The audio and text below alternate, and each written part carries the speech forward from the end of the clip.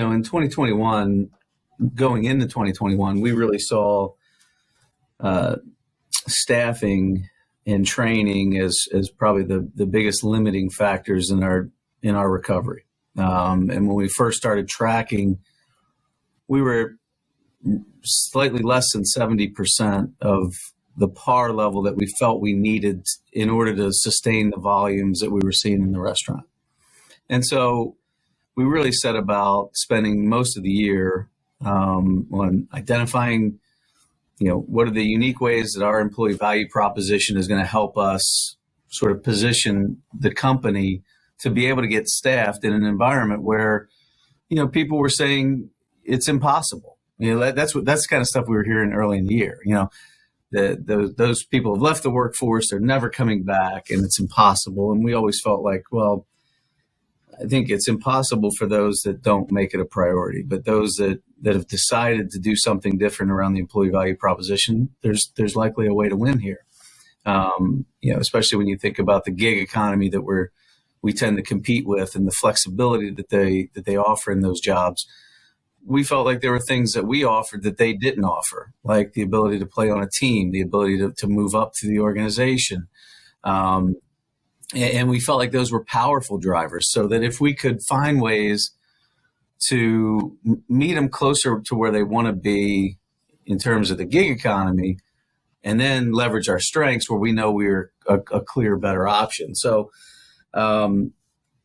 we did things like we've added this global training platform that enables our trainers to, if you're a trainer in Manila, you could be talking with a broiler trainer in Sao Paulo, right? And it's this common language of, speaking Fridays. And so we felt like there were ways for us to connect people to the overall business that would be very powerful as well. And then specifically around the general manager, we also know that, every restaurant we have is as good as its general manager. And as a company, we're as good as our worst general manager. And so if there are ways to really kind of key into that role and focus on retention in position, right, without trying to, because churn is the same as turnover inside the four walls. So we're trying to reduce churn as well as turnover, and incent our general managers to try and make that to be the job that is most desired in the company. And so that's why you saw things like $2,500 vacation reimbursement. Yeah. And am I correct in saying that was implemented in January? Yeah. Okay. So you've had a couple months of this program under your belt. Have you seen metrics yet on recruitment or retention with this initiative? Well, it's hard to go and put your finger on exactly what's driving what, right? There's any number of things that we're doing to retain general managers.